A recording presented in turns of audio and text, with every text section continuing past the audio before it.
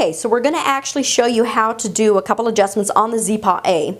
The patient has already had the Zyppah V, and we've maximized all the adjustments on this appliance. It is now time for the patient to upgrade it to the other appliance. What we do is the upper one will stay the exact same, so the patient feels really, really comfortable because of the fact that they don't have to do too many changes. The actual appliance itself is going to be the same. On the top, we're just going to switch out that bottom. And they can always keep that lower part at home as a backup in case of an emergency and they need to follow up and have that one on hand. Just take this apart here. So like I said, the top one will stay the exact same. It is interchanged with the lower part of the new one. So when you get the new one, notice that the A is made out of that acrylic, a little bit different than the vacuum form. It still has the blocks here. Everything else is the same, but now you can see that it has the extensions here. With the extensions, we're able to move that elastic further back onto the tongue. So the lab will send you all the supplies here that you need. Those first couple of adjustments that you do, you can have the band in that original position that you did on the V. So the patient is very used to that position already. The only difference is the fact now that the design is a little bit different. It's made out of the acrylic. And sometimes when it is made, the elastic is just a little bit further back than the V was. That's just the way that the clasping is. And that way it makes an easy transition for the patient. So when they first start, this is how you deliver it. Elastics will hook them on the exact same as it did with the V. When the patient comes back, and this is when it becomes a little bit tricky as far as fitting the elastic size, because all of the sizes are different. Every patient is individualized.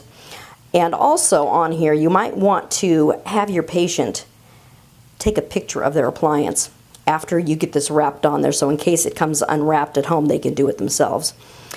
Easiest way to do that, this is the elastic on the top of the fingers. If you happen to be right-handed, easiest way to do it is hold the appliance in your left hand, and you're going to hook that button right across from you here. Make sure that's nice and secure. Pull the elastic towards you, and you're going to wrap it right on top of that finger towards you here and wrap. And then you can kind of look at it here and find out, okay, this is where it needs to be cut. This is the correct size. So I go ahead and keep my finger there. The hole punch, the rubber dam, you want to make sure that you have it at the biggest hole here as you punch that. And then with the scissors, you don't want to cut too close to the hole because it will have a tendency to tear. So you want to keep a nice little tail here. And I round it off, just makes it a little bit more comfortable for the patient so it's not rubbing their gum tissue. And now that you have it completely cut, you go ahead and wrap it on there and hold it there. Pull towards you, wrap it, and then go ahead and pull it over that button, just like that.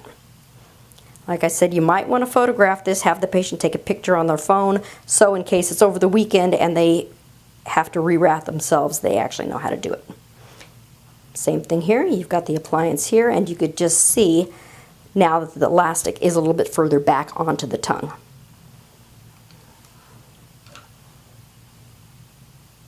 Okay, last and final position of the elastic band here.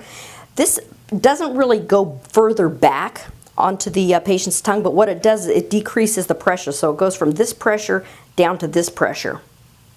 And we're going to go ahead and measure the band first, just to make sure that we have the correct length here. Sometimes you get really lucky and you don't have to cut it. This is the size that comes with the case itself.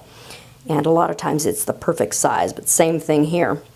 Hold it in your left hand, go ahead and place it here. We call this the X position, and I'll show you why in just a minute. What you're going to do is you're going to bring it straight across the appliance onto the opposite finger. And what you do is you wrap it here, and then you're going to come up and wrap it over here. This is actually the perfect size. So you don't have to cut it. If the patient has a real tiny mouth, you might have to cut the hole like we did on the other one. But here we're just going to go ahead and wrap it like that, get it secure, And we call it the X position because if you can see right on the front here, there is an X. And the band has come from the top. Now it's down to the bottom of the fingers. What I'm going to review today is the adjustment of the Adams clasps on the Zyppah A. So here we have the Zyppah A. You can always tell it's got the extensions here, but sometimes you'll use the Zyppah A where you would use the V, but because of tooth structure, you don't have undercuts, or enough undercuts, or the teeth are very short. So the Zyppah V, the vacuum form, does not have sufficient retention. So what I love about the Adams clasp, as you can see here, is you can get retention on almost any tooth, anytime. And that's when you use it, is when you need that additional retention. So you can see if we look at the typodont, and you have it fits here, and this is not very tight. What most people will do, without realizing it, to try and tighten them, they'll take a pair of bird beak pliers, and very often they try to bend the clasp in. You don't want to be bending the clasp in. That's not where you're going to grab it. Where you're going to grab it, if you look here, is you want to come in basically interproximally between the teeth. So you want to curve this in, you want to curve this in this way, so you get them interproximally. You're not trying to get more retention on the buccal surface. You're not trying to find an undercut on the buccal surface. What you're trying to do is roll the corners in. So if you're looking here, you want to roll this corner in and this corner in interproximally to grab onto that tooth. The same thing with the bicuspids here. You're going to roll that in and this in here. So to show you the easiest way that I like to do it is I'll take the bird beak plier here and I just grab it like that so it hits flat. And then when it hits flat, I'm just rolling it in. So you can see it can slip off. It's fine, and you're just rolling it in. You can do the same thing on the other side. We go here, let it go so I know that I'm getting the proper angle with the bends in the wire. I roll it in. I do the same thing with these two here. Roll it in. And the same here. I roll it in. Now let's look here and see how it fits in. You can see this right side that I didn't do is still pretty loose. Now the left side that I did is much tighter. And I can go here now, and let's tighten this even more. So same thing. Go like this, and then I let it go, make sure I'm at the right angle.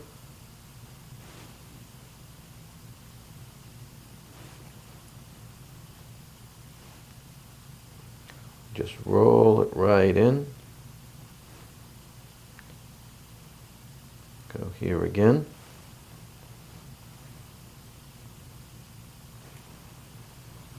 And sometimes you can't, unless you let it go, you can't tell whether you're at the right angle or not. Because here I would have probably wanted to go more here and such, but the minute I let it go, it tells me exactly where it wants to be. I just roll in, and now let's see how that fits here. You can see much better snap. This side's still loose, but this side now, much tighter.